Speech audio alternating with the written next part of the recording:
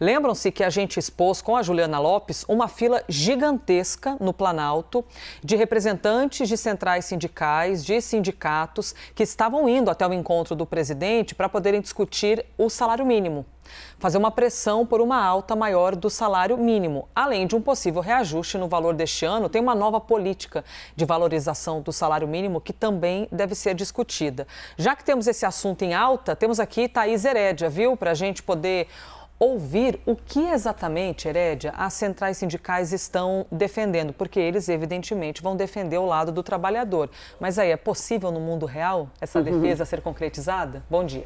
Bom dia, querida. Bom dia a todas. A ideia aqui é a gente discutir, né, o que é possível fazer, o que está na pauta desse encontro e aquilo que vai trazer o maior benefício para o Brasil, não agora, em 2023, mas na próxima década, para a próxima geração. E quando a gente fala sobre salário, nós estamos falando de um fator importante da construção das condições para o crescimento da economia. Pois bem, nós tivemos aqui, acho que até a Juliana já trouxe isso, vocês trouxeram isso, Caio Junqueira teve acesso a um documento preparado pelo DIEESE, que é um departamento intersindical bastante conhecido, que acompanha de perto a valorização do salário mínimo no Brasil, e eles querem apresentar para o presidente Lula, primeiro, a evolução do salário mínimo na comparação com a inflação, as perdas ou ganhos que os trabalhadores tiveram nesse período.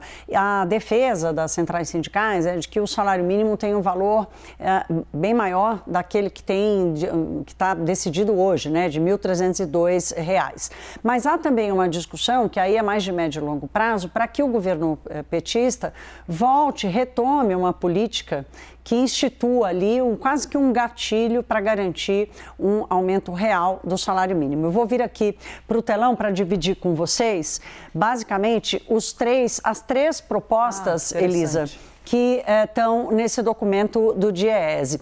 As três usam as mesmas ferramentas, a inflação e o PIB passado. Se é o PIB de 2 anos, tem um resultado. Se é o PIB, inflação mais PIB dos últimos 5 anos, uma média dos últimos 5 anos tem outro resultado. E se for um PIB per capita mais a inflação do ano inteiro, tem outro resultado. Se a gente comparar valores atuais, né, do que seria o salário mínimo hoje. Então, nós estamos vendo que apenas a consideração da inflação mais o PIB dos últimos 5 anos ficaria um pouco abaixo do que é hoje, 1.299.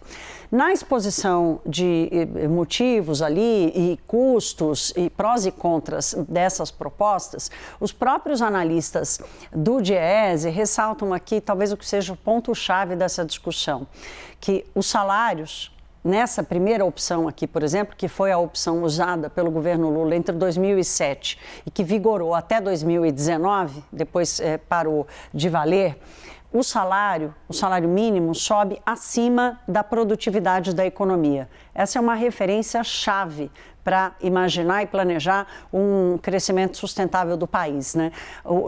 É impossível, é muito improvável, na verdade, que uma economia, que um país do tamanho do Brasil, com tantos desafios, consiga ter um crescimento mais forte, mais intenso e mais sustentável ao longo do tempo, onde os salários crescem mais do que o salário mínimo cresce mais da produtividade, que é exatamente a capacidade que o país tem de crescer com os ativos que tem, capital físico e capital humano. E aí, Elisa, tem um ponto importante aqui, porque o salário mínimo, além de ser uma referência do trabalhador do setor privado, ele é também a base para os valores da aposentadoria. Então, hoje, eu estava fazendo essa conta com a Carol Brito, que é a nossa editora aqui do Live, são cerca de 43 milhões de trabalhadores com carteira assinada que pagam INSS. E cerca de 37 milhões de brasileiros que recebem do INSS. Esses 43 milhões de trabalhadores, mais os outros tantos informais, que a gente não sabe exatamente se conseguem contribuir ou não com regularidade para o INSS, é que sustentam aqueles que recebem a previdência, a aposentadoria e o benefício. E o Economês já chama essa parcela da população brasileira de inativos, porque eles deixam de contribuir para a produção, né, do setor produtivo, né? Eles passam a contribuir via consumo, consumo e tal, mas ainda assim numa média menor. Então nós estamos falando aqui do custo de um salário, de uma remuneração para uma parcela da população, né, que não é pequena, são 37 milhões de brasileiros hoje, acima da produtividade da economia. Então, eu sei que é complexo, é um pouco misturar aqui o economês, mas é para entender o seguinte, a gente tem que crescer com as próprias pernas e precisa haver um equilíbrio. Ontem eu acho que nós chegamos a falar isso aqui. Sim. Nas categorias do setor privado, mal conseguiram recolocar a inflação. Então, é preciso levar em consideração a conjuntura, mas é preciso pensar bem no plano para o futuro, porque comprometer ainda mais a capacidade de crescimento do Brasil é essa ponderação esperada pelo presidente Lula hoje.